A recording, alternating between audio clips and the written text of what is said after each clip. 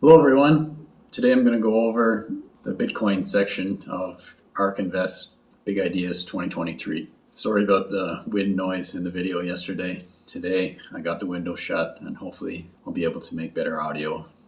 Bitcoin, a durable network. We believe Bitcoin's long-term opportunity is strengthening despite a turbulent year. Bitcoin has not skipped a beat.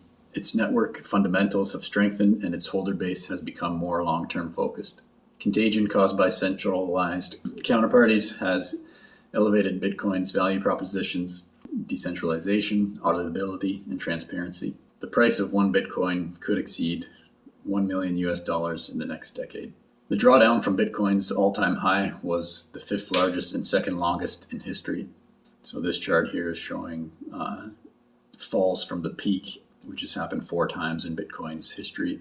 In general, they're roughly the same. So for 2022, Bitcoin found a bottom at 15,800, down 77% from its all-time high in November 2021. Despite severe drawdowns, Bitcoin has outperformed every major asset class over longer time horizons.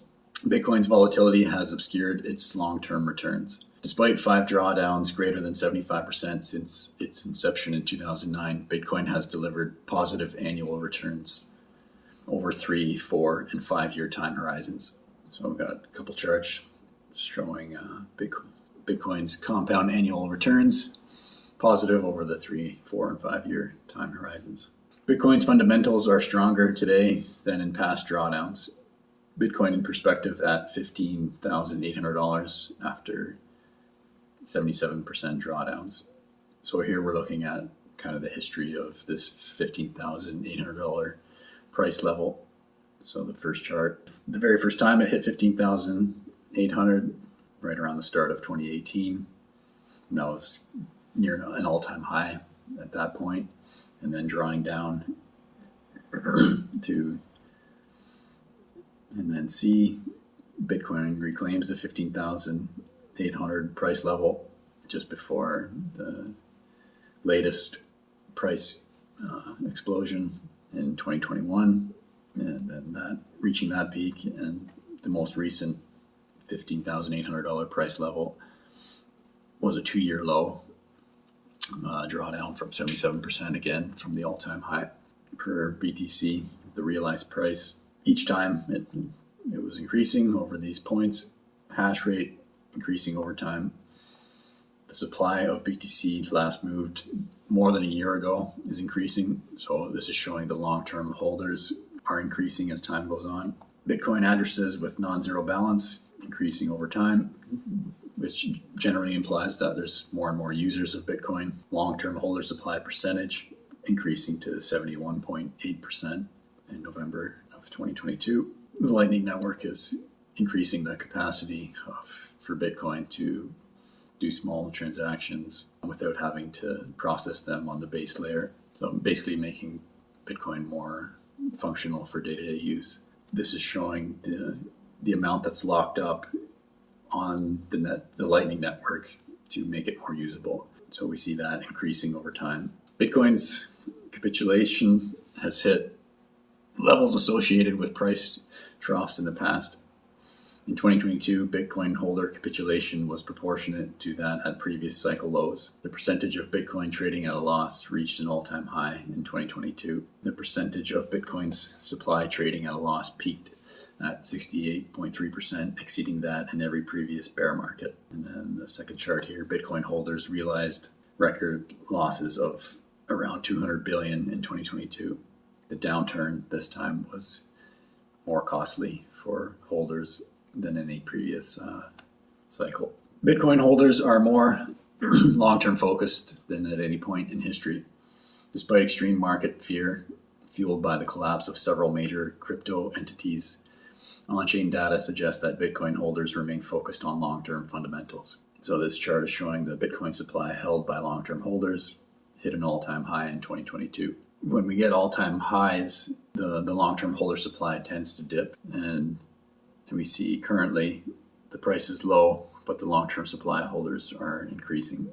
Basically, the long-term holders, they don't want to sell when the price is low. Exchanges have increased transparency in response to the collapse of trust in centralized crypto entities, which has kind of always been the case with Bitcoin.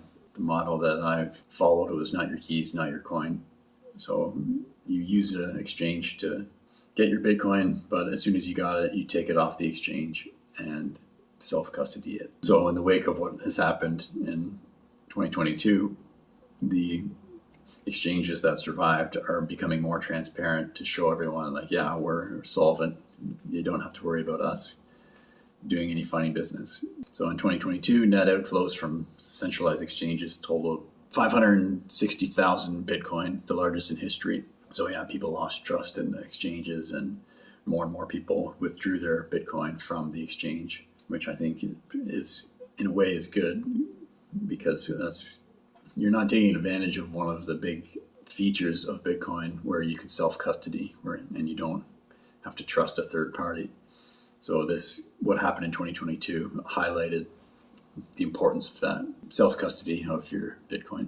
Now, Run on the Bank forced a record number of exchanges to publish auditable financials and cryptographically verifiable attestations of solvency, otherwise known as proof of reserves.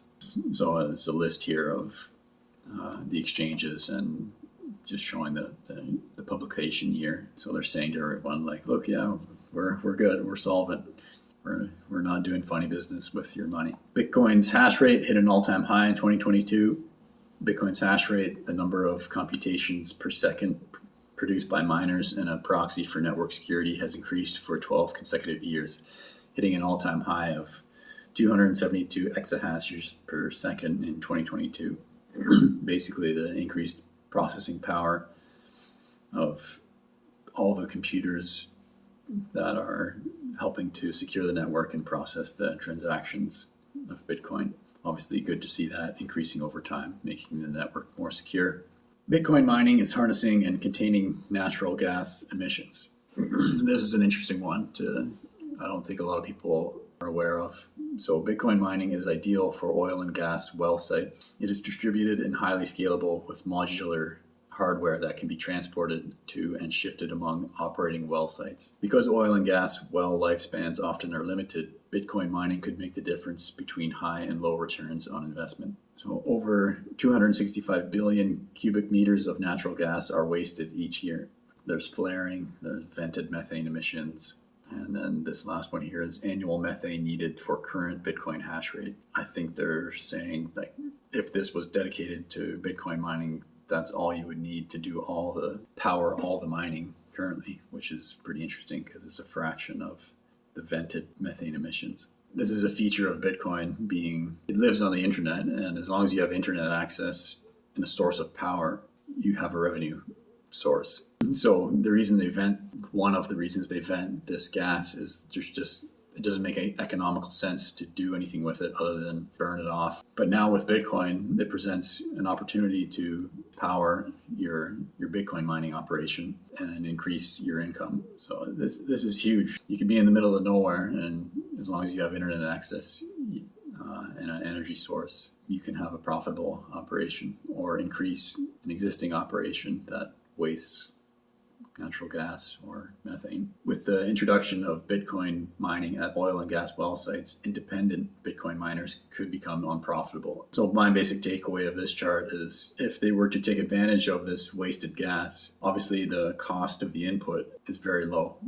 You were just wasting it otherwise. So it's almost free. There'll be some costs to capture it, but you're not paying energy provider for your electricity. You have your own source, so it's going to be cheaper. If it was fully taken advantage of, it might put the public mining companies out of business, because most of them are paying someone for their electricity, or in general, their cost is higher for electricity. So ARK is suggesting that if they took advantage of these natural gas emissions and used them to power Bitcoin mining, they could put the public mining companies out of business. Institutions are committing to Bitcoin during a bear market. So this is just showing some entities that are getting in the Bitcoin game. So we got BlackRock, financial company. BlackRock's Aladdin partnered with Coinbase Prime to provide institutional clients with direct access to crypto, starting with Bitcoin. Connecting to Coinbase Prime, BlackRock's Aladdin could usher trillions of dollars into the asset class in the coming years. BNY Mellon, they launched a crypto asset custody platform to safeguard assets for institutional investors, touching more than 20% of the world's investable assets. BNY Mellon could use Bitcoin to scale financial services cost effectively. Eaglebrook Advisors, they've partnered with ARK Investment Management to offer financial advisors access to actively managed crypto strategies, including direct crypto asset ownership, low minimums, and portfolio reporting integration. Fidelity, another huge financial company, officially launched retail Bitcoin and Ether trading accounts, enabling investors to trade and custody them on its platform. And that was just in November. These were all in 2022. The juicy one, the Bitcoin is likely to scale into a multi-trillion-dollar market. So this is ARK's price targets for Bitcoin, 2030 price targets. So in their bear case, they have a $258,500 US price target in their bear case. Base case, $682,800. Bull case, 1.48 million per Bitcoin. So these colors are matched to these segments of the market that they think could contribute to the price appreciation. Corporate Treasury, and in their bear case, they're saying like what proportion of their assets are they dedicating to Bitcoin? In their bear case, the base case, and the bull case. So these are their assumptions. For the corporate treasury, meaning like companies' holdings, cash and equivalents, if they put a percentage of that into Bitcoin, this could be the outcome. So in their bear case for corporate treasury, they have 0%, in the base case 2.5%, and in the bull case 5%. So they're not even saying they're putting all their cash and etc. into Bitcoin. They're just putting a proportion. Remittance asset, global remittance volume, bear 5, base 10%, bull 25%. Nation state treasury, their assumptions. Emerging market currency, their assumptions for each case. Economic settlement network, U.S. bank settlement volumes, seizure resistant asset, institutional investment, and digital gold. A lot of people compare Bitcoin to gold, so it's been called the digital gold. So this is looking at their assumptions for penetration into that market. A lot of people hold gold as a long-term store of wealth. So in their bear case, they have Bitcoin taking 20% of that market, base case 40% of that market, bull case 50% of that market. And these could be very conservative assumptions. I imagine they play it on the conservative side. Base case, $682,800. So yeah, that's ARK's section on Bitcoin. As you know, I'm an investor in Bitcoin and I'm a long-term holder, and I have no intention of selling any Bitcoin in the near future. Hopefully that was informative to you. Hopefully the audio will turn out better. My name's Evan Bertrand. This is the Evergreen channel. Thanks for watching.